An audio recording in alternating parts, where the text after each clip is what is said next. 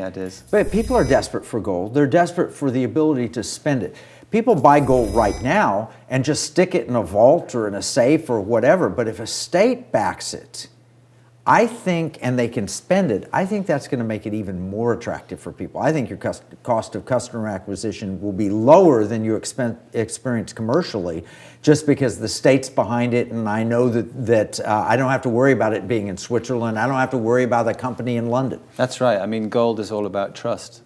I mean, it's an it's an oxymoron. I think, for instance, the people that buy paper gold, etc. Glint does everything to make sure that trust is built up. We know it's physical gold. It's allocated.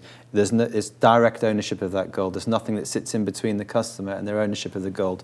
It's vaulted in one of the world's, and it's always vaulted in the world's most secure vaults. It's secured and insured by Lloyd's of London. We have all the way along the line, it's audited every month to make everyone can, we can see how much gold is there and prove that. A state backing it is going to add the ultimate level of assurance to this product and give ultimate confidence to people. I think it's going to attract clients from outside the States. It's going to attract clients from all over the world to be, to the first state-backed gold currency, transactional gold currency. The news of this, I think, it's going to go rippling around the world. It's going to have great potential. I think there's one more advantage, too. I talked about in the book Pirate Money. If a state creates it as legal tender, and also it becomes functional money, it should not, in my opinion, I'm not an accountant, I'm not a lawyer, I'm not giving tax advice, but it should not be subject to capital gains tax. A capital gains tax is when you buy an asset and the asset appreciates in value, and then you sell the asset, you owe a gain and a portion of that gain to the federal government.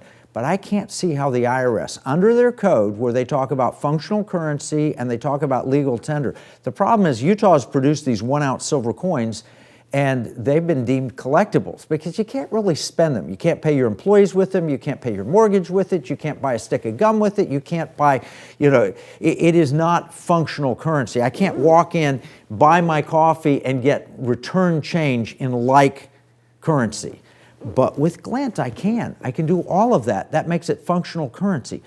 When you have legal tender, which only a state can do, and a state can only make gold and silver legal tender, according to the Constitution, and then you have the functionality of Glint, which makes it functional currency, you put those two together and you might be able to own gold and silver without fear of capital gains taxation. I think that's going to make customer acquisition even easier, make this much more attractive for a state than anything ever offered anywhere. Yeah, I think it could generate a tsunami of interest. Yeah, so the first state that does this is going to have a strategic advantage, won't they? First mover advantage, definitely, for the first people to do this, for sure. Yeah, so let's say we've got a race going, 20 states. Utah we've talked with. I've spoken in Florida and Alabama and Louisiana and all these different places. The first one that moves and gets the legislation passed and gets set up is going to attract a lot of interest. It is, because of course they don't just have to have local Utah or Florida residents. They can attract people from all over the world.